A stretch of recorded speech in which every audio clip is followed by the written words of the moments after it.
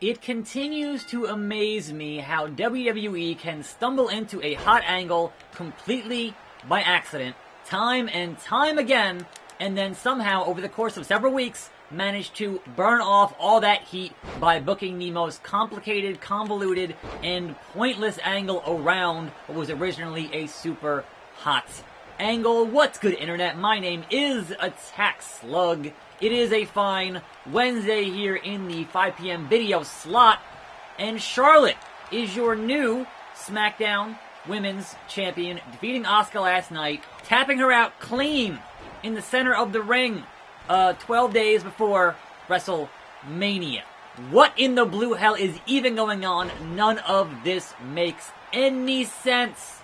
But here we are, playing some 2K and doing hip attacks and talking about it. So, let's go over what would make sense if they wanted it to make sense, right? Because, as usual, they've left a breadcrumb trail if you pay enough attention to what the announcers were saying on the show.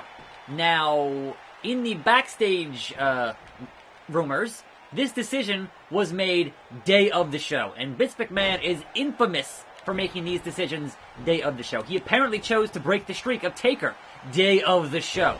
So that part to me is not surprising. Obviously, Vince being in the building, having the whole thing with the New Day, that's fine, right?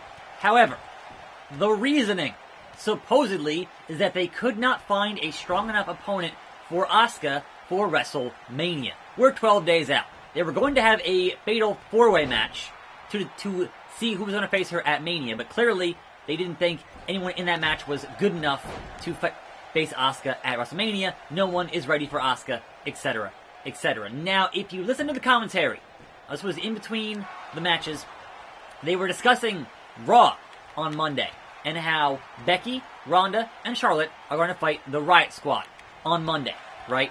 Alright, cool, fine. That's typical go-home show, have a 6-man tag, get that Mania build stuff happening. Fine, whatever, right? But the thing now they've added on SmackDown is that if any of these 3 women were to betray their team, that was terrible, wow, with a broken freaking neck.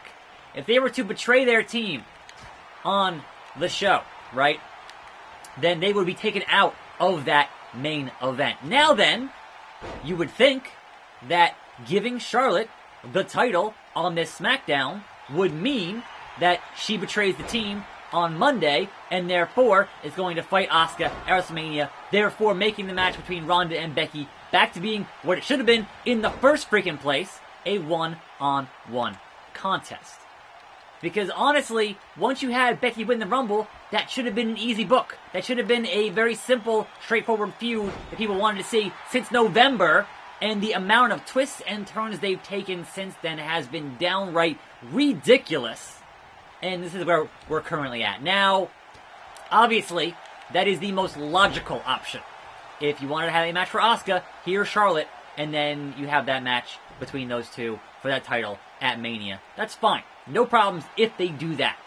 But you also have other potentially confusing options. You could totally have it be unified, which at that point, why even have a brand split? Woo! Here's that figure 8. One more time. Is she gonna bridge? Is she gonna bridge? She's bridging! Here we go.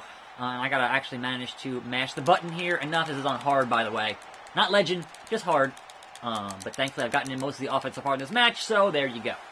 So they could have a unification. They could have some kind of a confusing thing where it's like, oh, well, if you pin a certain person, you win a certain title, that kind of deal. That could happen. I'm not gonna say it would or will, but again, Vince makes these calls when Vince wants to make these calls, and we kind of have no control over what Vince wants to do, and everything runs through what Vince thinks is a good idea.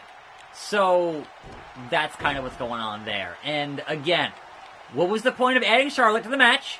What was the point of, turning Ronda heel? I mean, obviously, to have your main event, you want to have a heel and a face. So, why add Charlotte when you were already going to turn Ronda heel? Again, this whole thing since the Rumble has been the most ridiculously convoluted thing that I've seen in such a long time. And I don't understand any of it what this direction means for any of these people and how Mania is going to end up being booked in the long run. And Charlotte managing to kick out at 2. 2! Because if you think on a larger scale of who does this help, outside of, hey, now Charlotte is an 8-time champion. Out of that, it's not helping anybody. It's definitely not helping Asuka. And it makes you wonder, man, is Asuka's contract up soon? Is she leaving? Like, why else would you do this nonsense? Unless you're going to have Charlotte get removed from the match on Raw. Like, that's the only real logical explanation for what they could be doing, is that one particular move.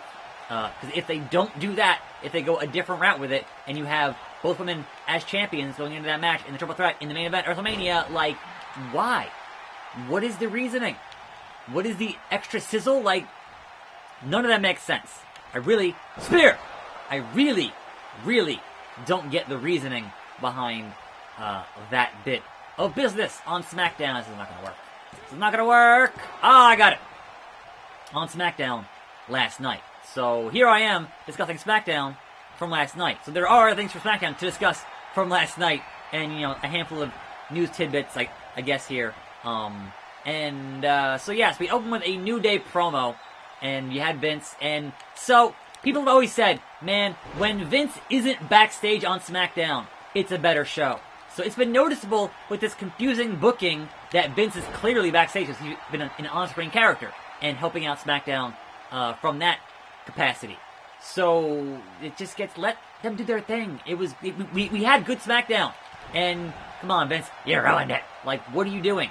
Such overbooked, convoluted nonsense. Charlotte gotta go for the moonsault? Yes, she is. Yes, she is. Got the knees up. The knees to Charlotte. And now Asuka, once again, both getting to their feet. And here we go. Hip attack. Can we hit the finisher? Can we lock in the Asuka lock? Which I understand last night that you wouldn't have had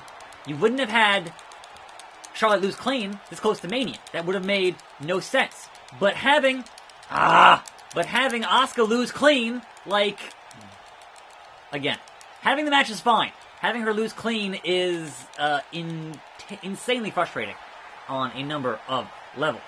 Anyway, they also had Kurt Angle, AJ Styles, which was a very short part of his farewell tour, and ended up with another spear. And ended up with an RKO. As you would have thought, at some point, there would have been an RKO, but it happened real fast there. And this is going to go real bad for me. Tap, 4.5 stars. And then we had what is the best booked long-term booking of anything on Mania, and that is The Miz and Shane McMahon. Like, that has been one of the best booked so far, because, like, what else are you going to do with it? Like, that's been booked since Crown Jewel, and it's been actual long-term booking, which they have a problem with these days, right? And that's fine. Having it be announced as a last man standing, also, cool. Digging that, right? But when you had Miz, and you had Shane with security for his protection, also cool, fine. And you had your usual, here's a bunch of indie guys as security, fine. Into the armbar! Into the armbar! I didn't do any damage on the arms yet, so this is going to go real bad for me. We're just going to let it go, I guess, because this is not going to go. Not great. Letting it go. And then right back into the Asuka lock. So Miz beating up security, believable, right? Miz beating up even one of the Colognes, believable. Miz beating up Shelton Benjamin, sure, believable. Miz, former world champion, that's all fine. When Miz beats up the entirety of Sanity by himself, like, why would anyone on NXT want to go to the main roster? Why? Also, Eric Young shaved his beard. I guess he's going to go be a backstage agent or something. Like, why was any of that a thing? Eric Young looking not very insane as part of Sanity, and getting beat up by... It was like when they had CM Punk get beat up by The Shield, but then he won the match against The Shield 1-on-3. Like, make him look strong. Like, I get it. But still, it is so absolutely infuriating when they bring up guys and then they book them like absolute garbage. Like, and that's been a thing with NXT for a while now. So you have to wonder, like, is anybody even excited for the Raw and SmackDown after WrestleMania for those call-ups, if there are any call-ups, because they don't even use who they call up in the past 2 months. I'd like to think it's not too much to ask just to introduce things that make a little bit of sense and are a little bit believable in a pro wrestling context. And Miz beating up like 10 guys by himself, including all of Sanity, was not that at all. At all. So, man, you feel bad for Sanity. Like, seriously. They were destroyers on NXT. And just jobbing out to the Miz as a group on the main roster. And it's just a sad, sad state of affairs. Now then, speaking of sad state of affairs, the club jobbed out in like a minute and a half to the New Day in the Gauntlet match. And that, again, the logic there is a little bit not quite... Come on, Kurt. Come on, Kurt. Not quite sound in the fact that because Kofi failed to qualify for Mania to fight Bryan multiple times, instead you have the New Day having to win a Gauntlet match in his place, and then they get him to go to WrestleMania, and that's kind of just... They're out of ideas. And Vince has this huge hard-on now for Gauntlet matches. For some reason, just keeps having them. Like, people love them. Keep doing them. And I'm like, okay, but look, too much of a good thing. Seriously, there is such a thing as too much of a good thing.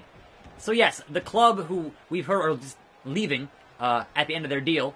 And so yes, they were unceremoniously jobbed out real quick. Then there was Nakamura and Rusev, who are still a tag team for some unknown reason. Then the Bar. Then the Usos doing the awesome thing of actually just forfeiting the match. Being like, you know what?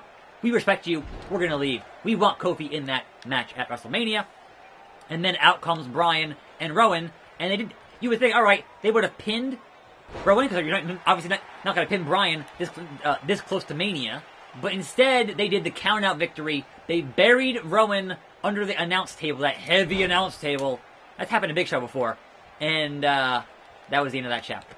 So, there you go. That means Kofi, this close to Mania, we actually have our main event listed, finally, this close to Mania, which is hilarious to me.